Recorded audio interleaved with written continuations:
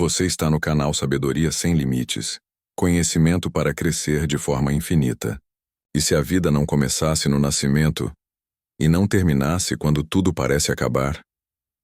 O canal Sabedoria Sem Limites traz até você o estudo da reencarnação da série A Sabedoria Antiga, de Annie Besant, o processo contínuo de evolução da alma através de múltiplas experiências. Nada é por acaso.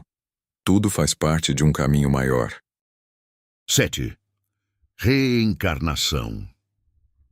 Agora estamos em posição de estudar uma das doutrinas centrais da sabedoria antiga, a doutrina da reencarnação.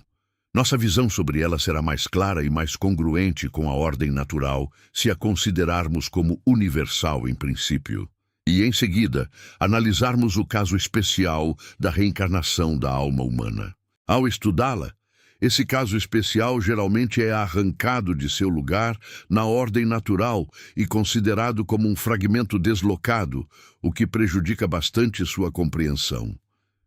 Pois toda a evolução consiste em uma vida em evolução, passando de forma para forma à medida que evolui, acumulando em si mesma as experiências adquiridas por meio das formas. A reencarnação da alma humana não é a introdução de um novo princípio na evolução, mas a adaptação do princípio universal para atender às condições tornadas necessárias pela individualização da vida em constante evolução. O Sr. Lafcadio Hearn expôs bem esse ponto ao considerar o impacto da ideia de pré-existência no pensamento científico do Ocidente. Ele diz: com a aceitação da doutrina da evolução, antigas formas de pensamento ruíram, novas ideias surgiram por toda parte para tomar o lugar dos dogmas desgastados, e agora temos o espetáculo de um movimento intelectual geral em direções curiosamente paralelas à filosofia oriental. A rapidez sem precedentes e a multiformidade do progresso científico nos últimos 50 anos não poderiam deixar de provocar uma aceleração intelectual igualmente sem precedentes entre os não científicos. Que os organismos mais elevados e complexos se desenvolveram a partir dos mais baixos e simples. Que uma única base física da vida é a substância de todo o mundo vivo. Que não pode ser traçada uma linha de separação entre o animal e o vegetal, que a diferença entre vida e não vida é apenas uma diferença de grau, não de tipo, que a matéria não é menos incompreensível do que a mente, enquanto ambas são apenas manifestações variáveis de uma única e mesma realidade desconhecida. Estes já se tornaram os lugares comuns da nova filosofia. Após o primeiro reconhecimento, até mesmo pela teologia, da evolução física, foi fácil prever que o reconhecimento da evolução psíquica não poderia ser indefinidamente adiado, pois a barreira erguida pelos antigos dogmas para impedir os homens de olhar para trás havia sido quebrada. E hoje, para o estudante da psicologia científica, a ideia de pré-existência passa do reino da teoria para o reino dos fatos, provando que a explicação budista do mistério universal é tão plausível quanto qualquer outra. Nenhum, exceto pensadores muito apressados, escreveu o falecido professor Huxley, rejeitará isso com base na absurda ideia de que é inerentemente impossível. Como a própria doutrina da evolução, a de transmigração tem suas raízes no mundo da realidade e pode reivindicar o apoio que o grande argumento da analogia pode fornecer. Consideremos o mônada da forma, Atma Buddhi. Nessa mônada, a vida exalada pelo Logos, estão escondidos todos os poderes divinos, mas, como vimos, eles estão latentes, não manifestos e não funcionando. Eles devem ser gradualmente despertados por impactos externos, sendo da própria natureza da vida vibrar em resposta às vibrações que atuam sobre ela. Como todas as possibilidades de vibrações existem na mônada, qualquer vibração que a toque despertará seus poderes vibratórios correspondentes, e assim, uma força após a outra passará do estado latente para o ativo. Aqui está o segredo da evolução. O ambiente age sobre a forma do ser vivo, e todas as coisas, lembre-se, vivem. E essa ação, transmitida através da forma envolvente para a vida, a mônada, dentro dela, desperta vibrações responsivas que se expandem para fora da mônada através da forma, fazendo suas partículas, por sua vez, entrarem em vibrações e rearranjando-as em uma forma correspondente ou adaptada ao impacto inicial. Esta é a ação e reação entre o ambiente e o organismo, que foram reconhecidas por todos os biólogos e que alguns consideram dar uma explicação mecânica suficiente para a evolução. No entanto, sua observação paciente e cuidadosa dessas ações e reações não fornece uma explicação de por que o organismo deve reagir assim aos estímulos, e a sabedoria antiga é necessária para revelar o segredo da evolução, apontando para o eu no coração de todas as formas, a mola oculta de todos os movimentos da natureza. Tendo compreendido essa ideia fundamental de uma vida que contém a possibilidade de responder a toda vibração que possa alcançá-la do universo externo, sendo a resposta real gradualmente extraída pelo jogo das forças externas sobre ela, a próxima ideia fundamental a ser compreendida é a da continuidade da vida e das formas. As formas transmitem suas peculiaridades para outras formas que delas procedem, sendo essas outras formas parte de sua própria substância, separadas para levar uma existência independente, por divisão, brotamento, extrusão de germes, desenvolvimento da prole no ventre materno, uma continuidade física é preservada, com cada nova forma derivando de uma forma anterior e reproduzindo suas características. A ciência agrupa esses fatos sob o nome de lei da hereditariedade, e suas observações sobre a transmissão da forma merecem atenção, sendo iluminadoras sobre o funcionamento da natureza no mundo fenomenal. Mas deve-se lembrar que ela se aplica apenas à construção do corpo físico, no qual entram os materiais fornecidos pelos pais.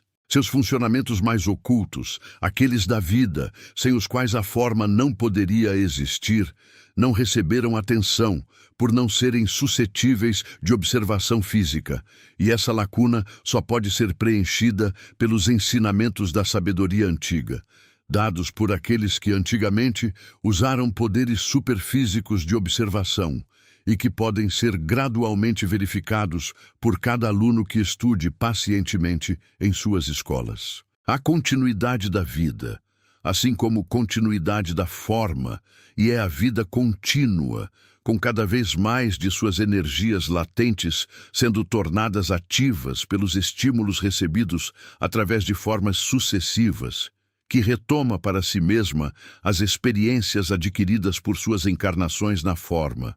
Pois quando a forma perece, a vida possui o registro dessas experiências nas energias aumentadas que elas despertaram e está pronta para se derramar nas novas formas derivadas da anterior, carregando consigo esse estoque acumulado. Enquanto estava na forma anterior, ela se expressou através dela, adaptando-a para expressar cada energia recém-despertada. A forma transmite essas adaptações, incorporadas em sua substância, para a parte separada de si mesma, que chamamos de sua prole, a qual, sendo feita de sua substância, precisa ter as peculiaridades dessa substância.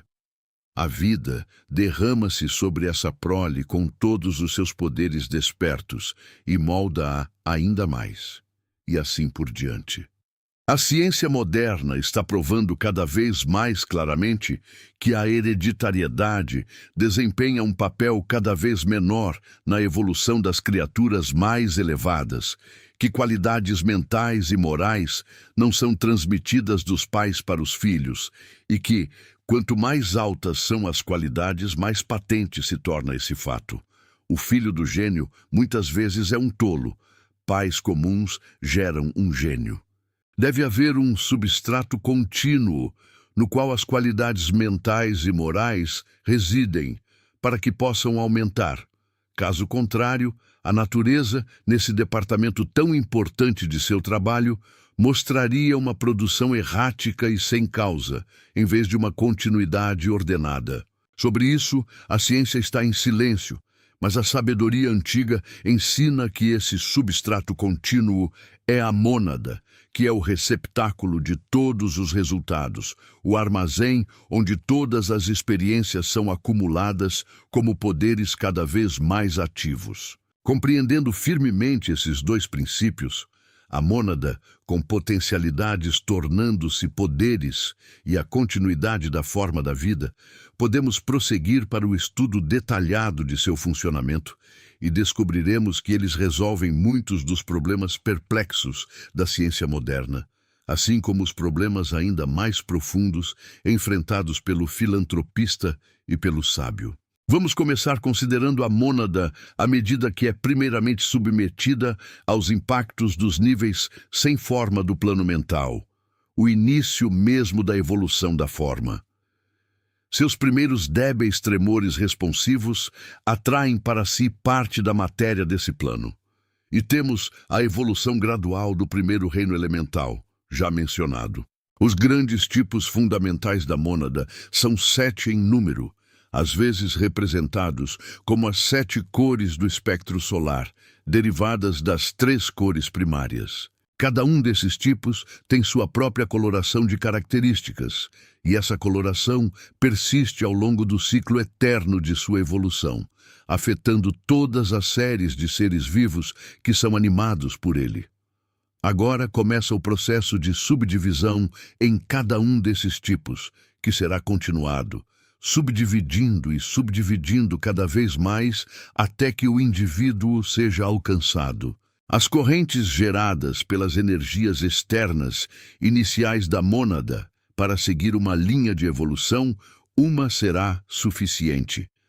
As outras 6 são semelhantes em princípio.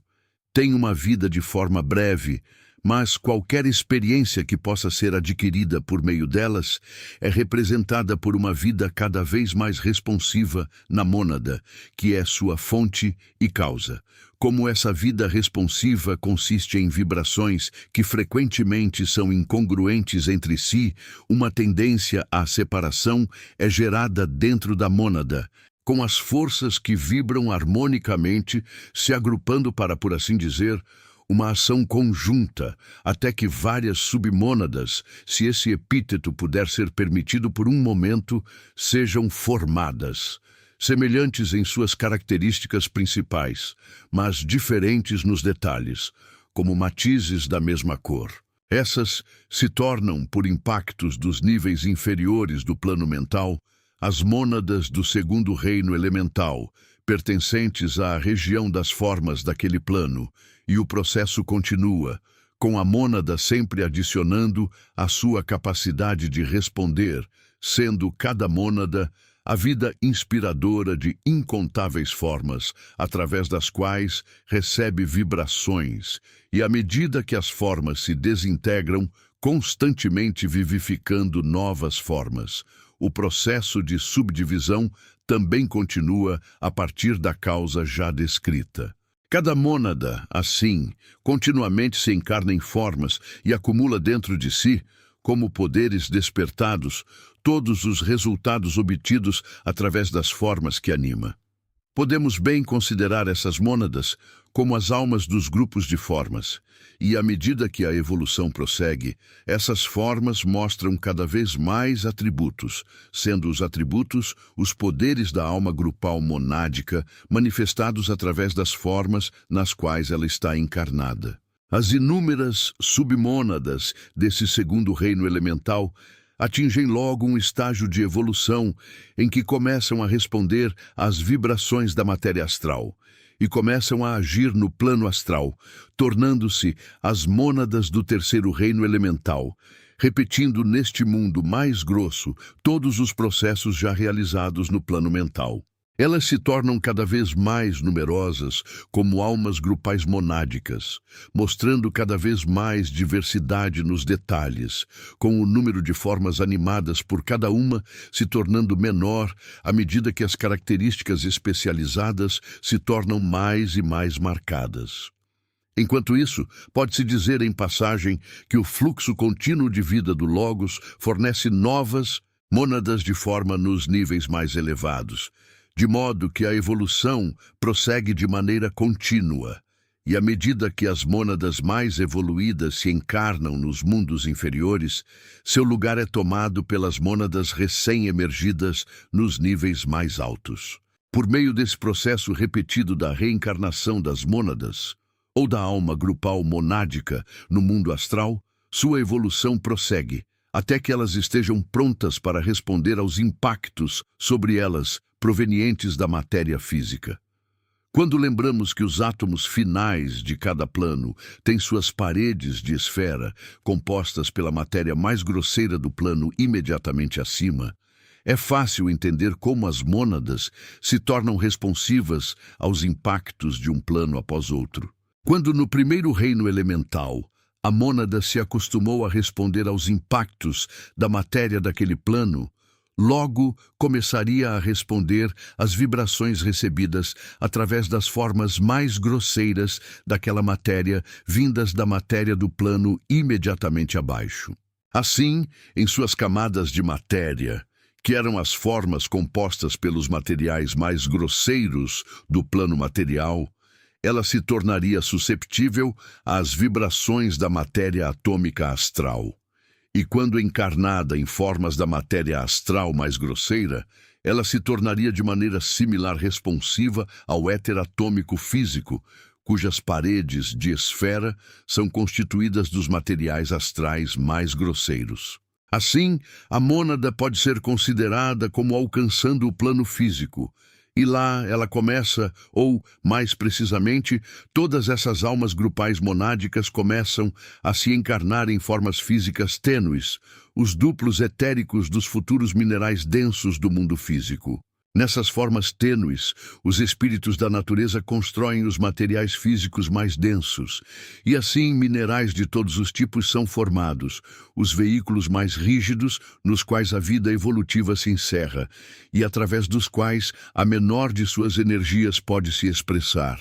Cada alma grupal monádica tem suas próprias expressões minerais, as formas minerais nas quais está encarnada, e a especialização agora atingiu um grau elevado. Essas almas grupais monádicas são às vezes chamadas em sua totalidade de mônada mineral, ou da mônada encarnando no reino mineral. A partir deste momento, as energias despertadas da mônada desempenham um papel menos passivo na evolução. Elas começam a buscar uma expressão ativa, até certo ponto, assim que são despertadas para o funcionamento, e a exercer uma influência moldadora distinta sobre as formas nas quais estão aprisionadas. À medida que se tornam muito ativas para sua encarnação mineral, manifestam-se os começos das formas mais plásticas do reino vegetal, com os espíritos da natureza auxiliando essa evolução ao longo dos reinos físicos. No reino mineral, já havia se mostrado uma tendência para a organização definida da forma, o estabelecimento de certas linhas ao longo das quais o crescimento se dá. Essa tendência passa a reger, doravante, toda a construção das formas, e é a causa da simetria requintada dos objetos naturais, com a qual todo observador está familiarizado.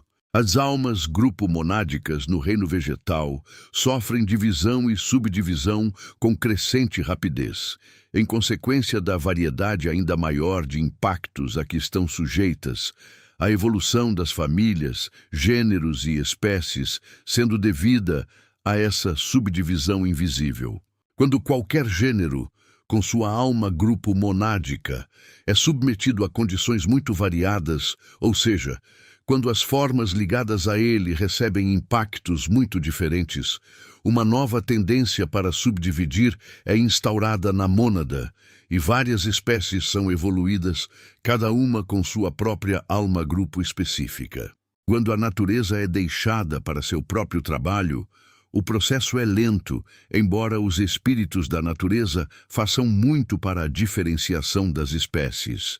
Mas quando o homem foi evoluindo e começa seus sistemas artificiais de cultivo, incentivando a ação de um conjunto de forças e afastando outra, então essa diferenciação pode ser realizada com considerável rapidez, e as diferenças específicas são facilmente evoluídas. Enquanto a divisão real não tiver ocorrido na alma-grupo monádica, a sujeição das formas a influências semelhantes pode erradicar novamente a tendência separativa. Mas quando essa divisão estiver completa, as novas espécies estarão definitivamente e firmemente estabelecidas, prontas para enviar ramificações de suas próprias. Em alguns dos membros de vida mais longa do reino vegetal, o elemento da personalidade começa a se manifestar, a estabilidade do organismo tornando possível essa antecipação de individualidade. Com uma árvore que vive por dezenas de anos, o retorno de condições semelhantes causa impactos semelhantes, as estações retornando ano após ano, os movimentos consecutivos causados por elas, a ascensão da seiva, o surgimento das folhas, os toques do vento, dos raios de sol, da chuva, todas essas influências externas, com sua progressão rítmica, estabelecem vibrações responsivas na alma-grupo monádica e, à medida que a sequência se imprime pela repetição contínua, o retorno de um leva à vaga expectativa de seu sucessor frequentemente repetido. A natureza não evolui nenhuma qualidade de repente, e esses são os primeiros contornos tênues do que mais tarde será a memória e a antecipação. No reino vegetal também surgem as antecipações da sensação, evoluindo em seus membros mais elevados para o que o psicólogo ocidental chamaria de sensações massivas de prazer e desconforto. Deve-se lembrar que a mônada formou ao seu redor materiais dos planos por onde desceu, e por isso é capaz de contatar impactos desses planos, sendo os mais fortes e os mais próximos das formas mais grosseiras de matéria os primeiros a se fazerem sentir. A luz do sol e o frio de sua ausência finalmente se imprimem na consciência monádica, e sua camada astral, lançada em vibrações tênues, dá origem ao tipo ligeiramente massivo de sensação de que se fala. A chuva e a seca afetam a constituição mecânica da forma, e sua capacidade de transmitir vibrações à mônada que a anima são outro dos pares de opostos, cujo jogo desperta o reconhecimento da diferença, que é a raiz tanto de toda sensação, quanto mais tarde de todo pensamento. Assim, por meio de suas reencarnações vegetais repetidas, as almas grupo monádicas no reino vegetal evoluem até que aquelas que animam os membros mais elevados do reino estejam prontas para o próximo passo. Esse passo as leva ao reino animal, e aqui elas evoluem lentamente em seus veículos físicos e astrais uma personalidade bem distinta. O animal, sendo livre para se mover, se submete a uma maior variedade de condições do que a planta, que está enraizada em um único local, e essa variedade, como sempre, promove a diferenciação. Há alma grupo monádica, no entanto, que anima um número de animais selvagens da mesma espécie ou subespécie, embora receba uma grande variedade de impactos, uma vez que estes, na maior parte, se repetem continuamente e são compartilhados por todos os membros do grupo, diferencia-se lentamente. Esses impactos ajudam no desenvolvimento dos corpos físico e astral, e por meio deles a alma grupo monádica coleta muita experiência. Quando a forma de um membro do grupo perece, a experiência acumulada por meio dessa forma é acumulada na alma grupo monádica, e pode-se dizer que a colore. A vida ligeiramente aumentada da alma grupo monádica, derramada em todas as formas que compõem seu grupo, compartilha entre todas as experiências da forma perecida e, assim, experiências repetidas constantemente, armazenadas na alma grupo monádica, aparecem como instintos, experiências hereditárias acumuladas nas novas formas. Incontáveis aves, tendo sido vítimas de falcões, e filhotes recém-saídos do ovo, se encolhem à aproximação de um dos inimigos hereditários, pois a vida que nelas está encarnada conhece o perigo, e o instinto inato é a expressão de seu conhecimento. Assim são formados os maravilhosos instintos que protegem os animais de inúmeros perigos habituais, enquanto um novo perigo os encontra despreparados e apenas os confunde. À medida que os animais passam sob a influência do homem, as almas grupo-monádicas evoluem com grande rapidez e, por causas semelhantes às que afetam as plantas sob domesticação, a subdivisão da vida que se encarna é mais facilmente realizada. A personalidade evolui e se torna cada vez mais marcante. Nos estágios iniciais, pode-se quase dizer que é composta. Um grupo inteiro de criaturas selvagens age como se fosse movido por uma única personalidade. Tal é a dominação das formas pela alma comum, que por sua vez é afetada pelo impulso do mundo exterior. Os animais domesticados dos tipos mais elevados, os elefantes, os cavalos, os gatos, os cães, mostram uma personalidade mais individualizada. 2 cães, por exemplo, podem agir de maneira muito diferente sob o impacto das mesmas circunstâncias. A alma grupo-monádica se encarna em um número decrescente de formas à medida que se aproxima do ponto em que a individualização completa será alcançada. O corpo do desejo, ou veículo câmico, se desenvolve consideravelmente e persiste por algum tempo após a morte do corpo físico, levando uma existência independente no Kama-loka. Por fim, o número decrescente de formas animadas por uma alma grupo-monádica chega à unidade, e ela anima uma sucessão de formas individuais, uma condição que difere da reencarnação humana apenas pela ausência de manas, com seus corpos causal e mental. A matéria mental trazida pelas almas grupo-monádicas começa a se tornar susceptível aos impactos do plano mental, e o animal está então pronto para receber a terceira grande efusão da vida do Logos. O tabernáculo está pronto para receber a mônada humana. A mônada humana é, como vimos, tripla em sua natureza, seus 3 aspectos sendo denominados, respectivamente, o espírito, a alma espiritual e a alma humana, Atma, Buddhi, Manas. Sem dúvida, no curso de eons de evolução, a mônada em ascensão da forma poderia ter desenvolvido manas por crescimento progressivo, mas tanto na raça humana no passado quanto nos animais no presente, esse não foi o curso da natureza.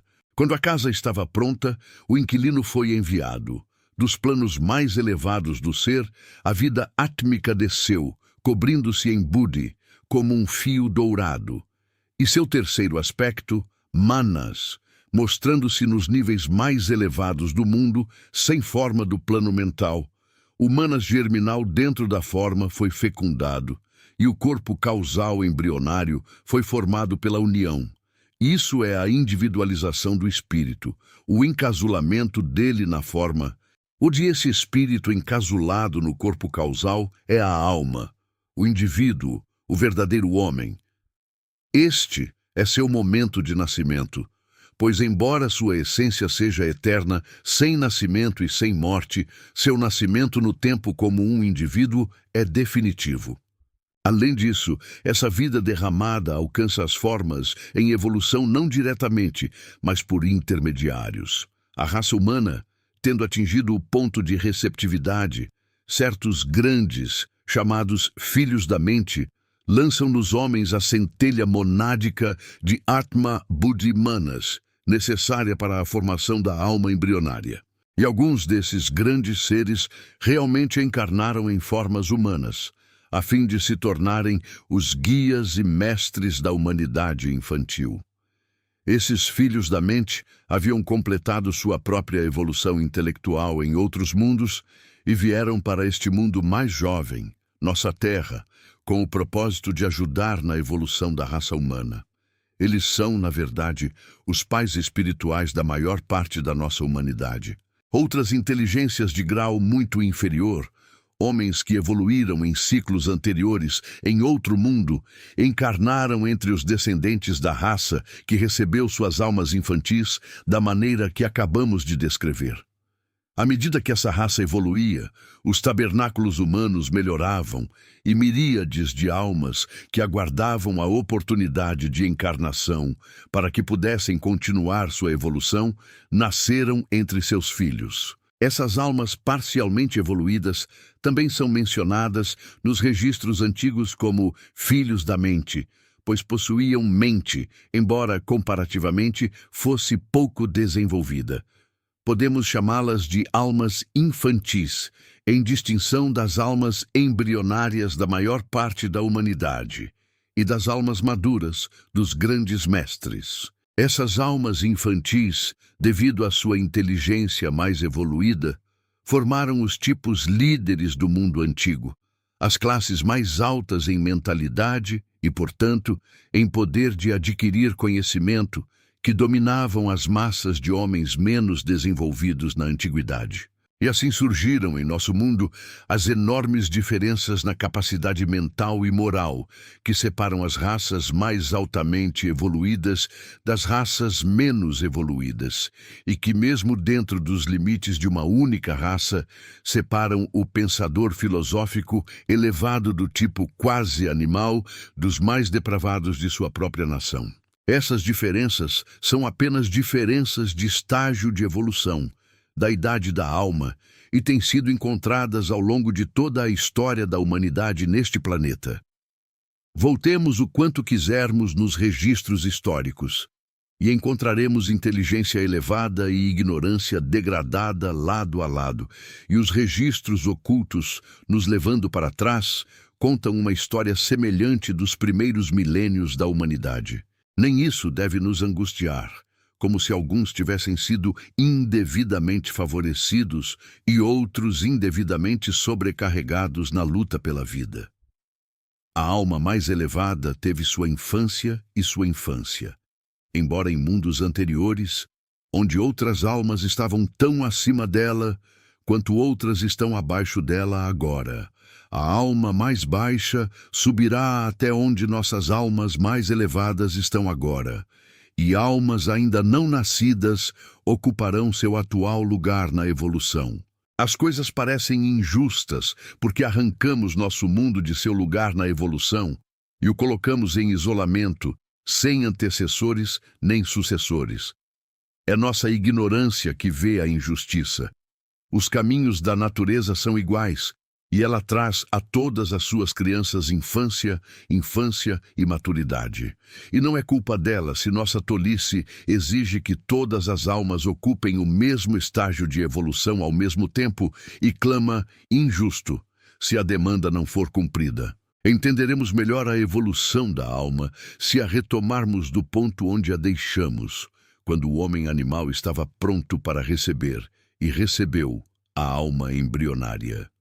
Para evitar um possível mal-entendido, pode ser útil dizer que, a partir de então, não havia dois monades no homem, o que havia construído o tabernáculo humano e o que desceu para esse tabernáculo, e cujo aspecto mais baixo era a alma humana. Para emprestar uma analogia novamente de H.P. Blavatsky, assim como dois raios do sol podem passar por um buraco na persiana e, misturando-se, formam um único raio, embora tenham sido dois, assim é com esses raios do Sol Supremo, o Senhor Divino do nosso universo.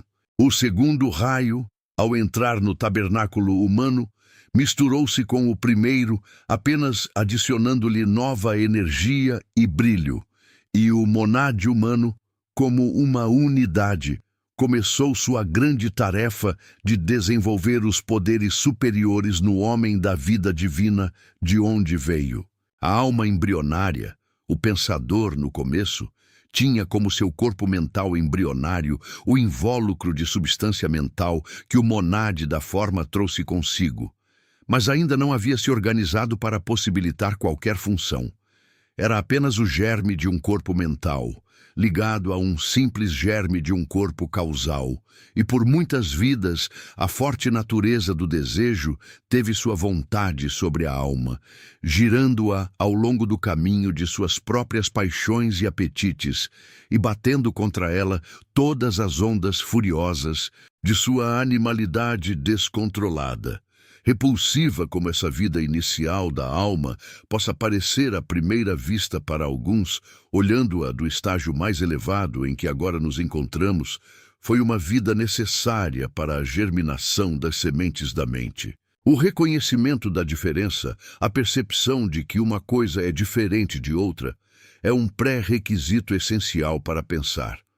E, para despertar essa percepção na alma, ainda não pensante, fortes e violentos contrastes tiveram que golpeá-la, forçando as diferenças sobre ela, golpe após golpe de prazer tumultuado, golpe após golpe de dor esmagadora. O mundo exterior golpeou a alma através da natureza do desejo, até que as percepções começaram a ser lentamente feitas, e após incontáveis repetições, foram registradas. Os pequenos ganhos feitos em cada vida foram armazenados pelo pensador, como já vimos, e assim o progresso lento foi feito. Progresso lento, de fato, pois mal se pensava em algo e, portanto, mal se fazia no sentido de organizar o corpo mental. Somente depois que muitas percepções foram registradas nele como imagens mentais é que havia material sobre o qual a ação mental, iniciada de dentro, poderia ser baseada. Isso começaria quando duas ou mais dessas imagens mentais fossem reunidas e alguma inferência, por mais elementar que fosse feita a partir delas. Essa inferência foi o começo do raciocínio, o germe de todos os sistemas de lógica que o intelecto humano desde então evoluiu ou assimilou. Essas inferências seriam inicialmente todas feitas a serviço da natureza do desejo, para aumentar o prazer, diminuir a dor, mas cada uma delas aumentaria a atividade do corpo mental e o estimularia a funcionar de forma mais pronta. Fica claro que nesse período de sua infância, o homem não tinha conhecimento do bem ou do mal. Certo e errado não existiam para ele. O certo é aquilo que está em conformidade com a vontade divina, que ajuda no progresso da alma, que tende para o fortalecimento da natureza superior do homem e para o treinamento e subjugação da inferior.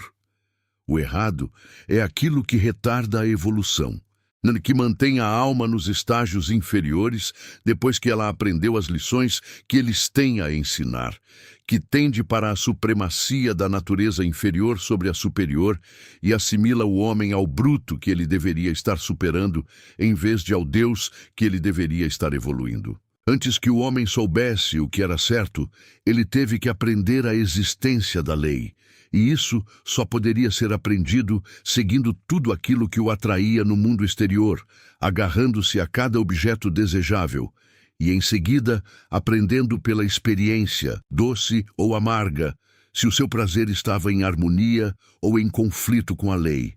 Vamos pegar um exemplo óbvio: o ato de comer alimentos agradáveis, e ver como o homem infantil poderia aprender com isso a presença de uma lei natural. Na primeira vez que o fez, sua fome foi saciada, seu gosto foi gratificado, e somente prazer resultou da experiência, pois sua ação estava em harmonia com a lei. Em outra ocasião, desejando aumentar o prazer, ele comeu demais e sofreu como consequência, pois transgrediu contra a lei. Uma experiência confusa para a inteligência nascente, como o prazer se tornou dor pelo excesso. Repetidas vezes, ele seria levado pelo desejo ao excesso e cada vez experimentaria as dolorosas consequências, até finalmente aprender moderação, ou seja, aprendeu a conformar seus atos corporais, nesse aspecto, à lei física, pois descobriu que havia condições que o afetavam e que ele não poderia controlar, e que apenas observando-as poderia garantir a felicidade física. Experiências semelhantes fluíam sobre ele por todos os órgãos corporais, com regularidade inalterada. Seus desejos irrefreáveis traziam-lhe prazer ou dor, exatamente como trabalhavam com as leis da natureza ou contra elas. E à medida que a experiência aumentava, ela começava a guiar seus passos, a influenciar sua escolha. Não era como se ele tivesse que começar sua experiência novamente a cada vida, pois a cada novo nascimento ele trazia consigo faculdades mentais um pouco mais desenvolvidas e um estoque acumulado de experiência. Eu disse que o crescimento, nesses primeiros dias, foi muito lento, pois havia apenas o despertar da ação mental, e quando o homem deixava seu corpo físico com a morte, passava a maior parte de seu tempo em cama louca, dormindo através de um breve período devachânico de assimilação inconsciente de qualquer experiência mental, ainda não suficientemente desenvolvida para a vida celestial ativa que o aguardava após muitos dias. Ainda assim, o corpo causal duradouro estava lá, para ser o receptáculo de suas qualidades e para carregá-las para um novo desenvolvimento em sua próxima vida na Terra. O papel desempenhado pela alma grupal monádica nos estágios iniciais da evolução é desempenhado no homem pelo corpo causal, e é essa entidade contínua que, em todos os casos, torna a evolução possível. Sem ele, a acumulação de experiências mentais e morais, manifestadas como faculdades, seria tão impossível quanto seria a acumulação de experiências físicas, manifestadas como características raciais e familiares, sem a continuidade do plasma físico. Almas sem um passado por trás delas, surgindo de repente para a existência do nada, com peculiaridades mentais e morais marcantes, são uma concepção tão monstruosa quanto seria a concepção correspondente de bebês aparecendo de repente do nada, sem vínculo com ninguém, mas mostrando tipos raciais e familiares marcantes. Nem o homem, nem seu veículo físico são causados sem razão, ou causados diretamente pelo poder do Logos. Aqui, como em muitos outros casos, as coisas invisíveis são claramente vistas por sua analogia com as visíveis, sendo as visíveis, na verdade, nada mais do que as imagens, os reflexos das coisas invisíveis. Sem a continuidade no plasma físico, não haveria meios para a evolução das peculiaridades físicas. Sem a continuidade da inteligência, não haveria meios para a evolução das qualidades mentais e morais. Em ambos os casos, sem continuidade, a evolução seria parada em seu primeiro estágio, e o mundo seria um caos de começos infinitos e isolados, em vez de um cosmos em constante transformação.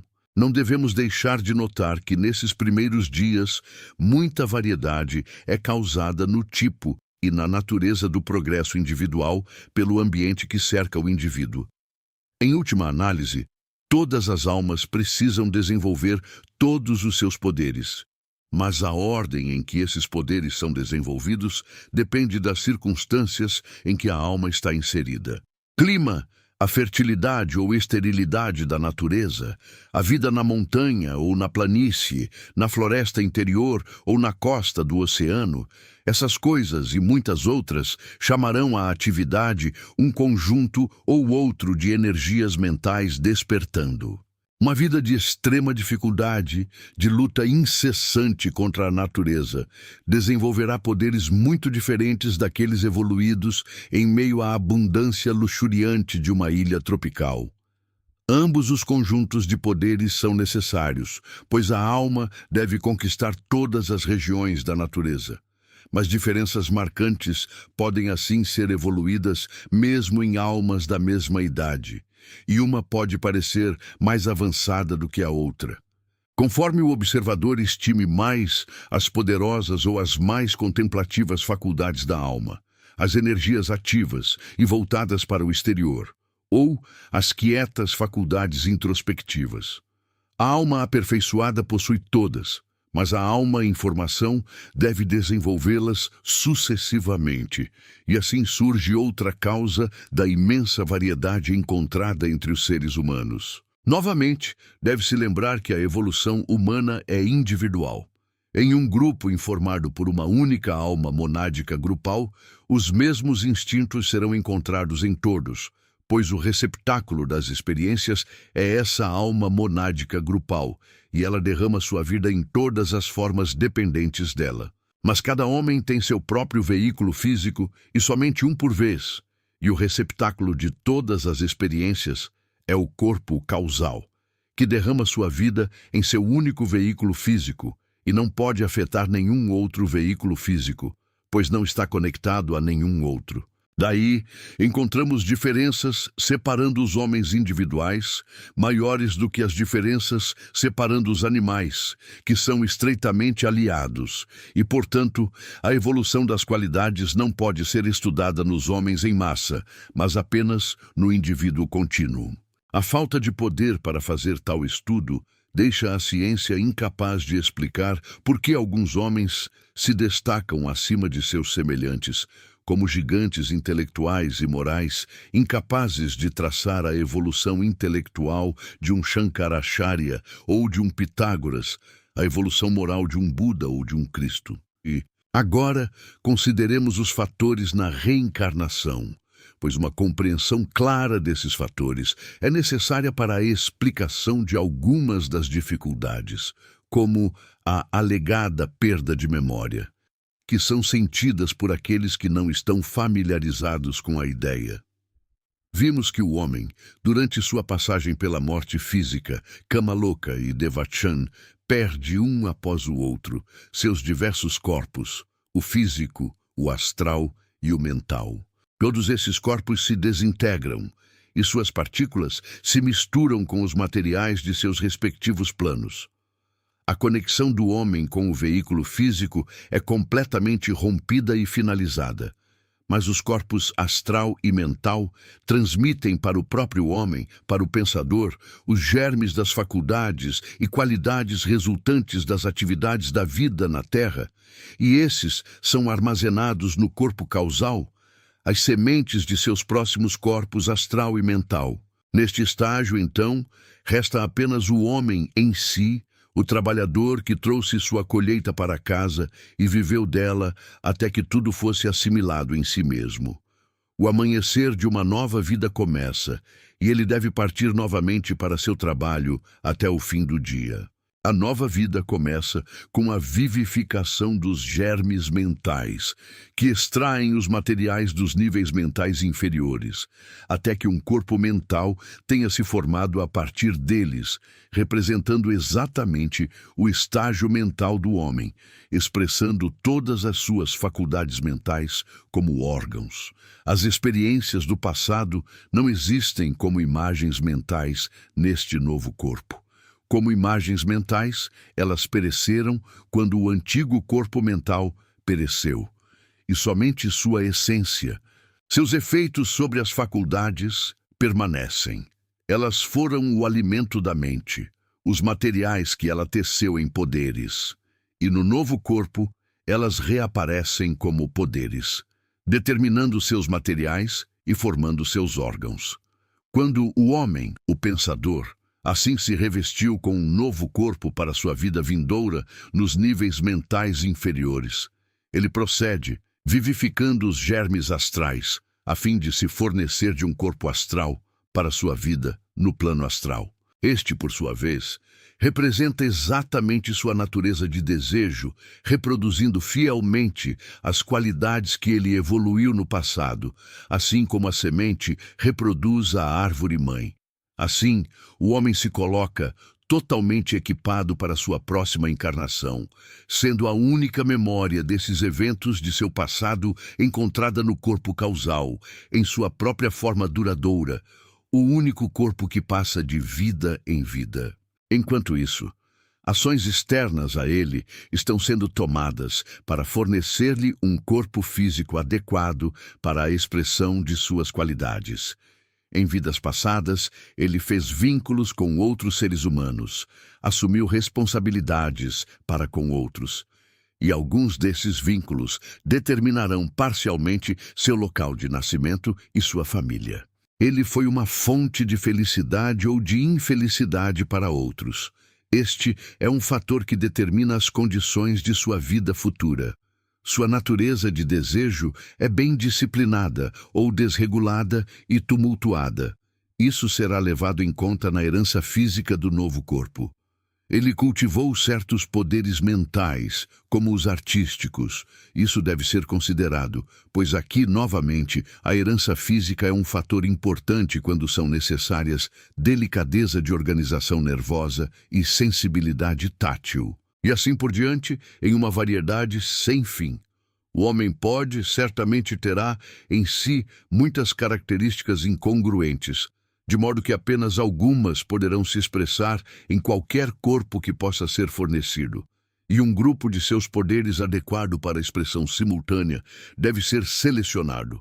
Tudo isso é feito por certas poderosas inteligências espirituais, frequentemente chamadas de senhores do karma, porque é sua função supervisionar a execução das causas continuamente iniciadas pelos pensamentos, desejos e ações.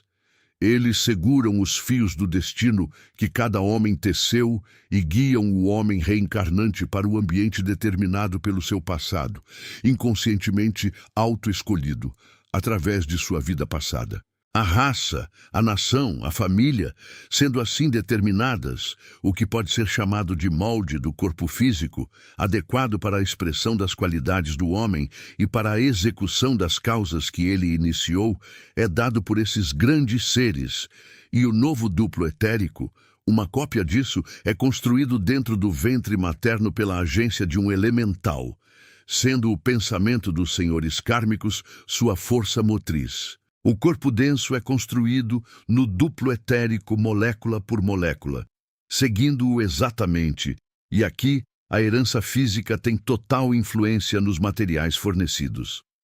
Além disso, os pensamentos e paixões das pessoas ao redor, especialmente do pai e da mãe, influenciam o elemental construtor em seu trabalho, com os indivíduos com os quais o homem reencarnante fez vínculos no passado, afetando assim as condições físicas que estão se formando para sua nova vida na Terra. Em um estágio muito inicial, o novo corpo astral entra em conexão com o novo duplo etérico e exerce considerável influência sobre sua formação. E através dele, o corpo mental trabalha sobre a organização nervosa, preparando-a para se tornar um instrumento adequado para sua própria expressão no futuro. Essa influência começou na vida pré-natal, de modo que, quando a criança nasce, a formação de seu cérebro revela a extensão e o equilíbrio de suas qualidades mentais e morais. E é continuada após o nascimento, com a construção do cérebro e dos nervos e sua correlação com os corpos astral e mental, até o 7º ano de infância, idade em que a conexão entre o homem e seu veículo físico está completa. E ele pode ser considerado como trabalhando através dele a partir de então, mais do que sobre ele. Até essa idade, a consciência do pensador está mais no plano astral do que no físico, e isso é frequentemente evidenciado pelo jogo de faculdades psíquicas em crianças pequenas. Elas veem companheiros invisíveis e paisagens encantadas, ouvem vozes inaudíveis para os mais velhos, capturam fantasias charmosas e delicadas do mundo astral. Esses fenômenos geralmente desaparecem à medida que o pensador começa a trabalhar efetivamente através do veículo físico e a criança sonhadora se torna um menino ou menina comum, muitas vezes para alívio dos pais desconcertados, ignorantes da causa da estranheza de seu filho. A maioria das crianças tem pelo menos um toque dessa estranheza, mas logo aprende a esconder suas fantasias e visões de seus adultos insensíveis, temerosas da repreensão por contar histórias, ou, do que a criança teme ainda mais, o ridículo. Se os pais pudessem ver os cérebros de seus filhos vibrando sob uma mistura intrincada de impactos físicos e astrais, que as próprias crianças são totalmente incapazes de separar, e recebendo às vezes uma vibração, tão plásticos são, até das regiões mais altas, dando uma visão de beleza etérea, de conquista heróica, eles seriam mais pacientes com as balbuciações confusas dos pequeninos, tentando traduzir no difícil meio de palavras. Desconhecidas os toques fugazes, dos quais estão conscientes e que tentam capturar e reter. A reencarnação, acreditada e compreendida, aliviaria a vida infantil de seu aspecto mais patético, a luta não assistida da alma para ganhar controle sobre seus novos veículos e para se conectar totalmente com seu corpo mais denso sem perder o poder de impressionar os corpos mais sutis de uma forma que lhes permitisse transmitir ao mais denso suas próprias vibrações mais sutis. A reencarnação revela que a vida é um processo contínuo de aprendizado. Mas esse ciclo segue leis precisas. Existe uma continuidade que organiza cada experiência. E é exatamente isso que você vai entender agora. No próximo capítulo, você verá a continuação da reencarnação, onde as conexões entre as vidas começam a se tornar mais claras. Se você quer realmente avançar nesse conhecimento, não pare aqui. Inscreva-se no canal Sabedoria Sem Limites, ative o sininho e torne-se membro para apoiar o canal e continuar recebendo esse conhecimento. Para aprofundar ainda mais sua experiência, adquira o e-book de A Sabedoria Antiga e acompanhe a leitura enquanto ouve. O link está na descrição do vídeo. Agora, continue essa jornada.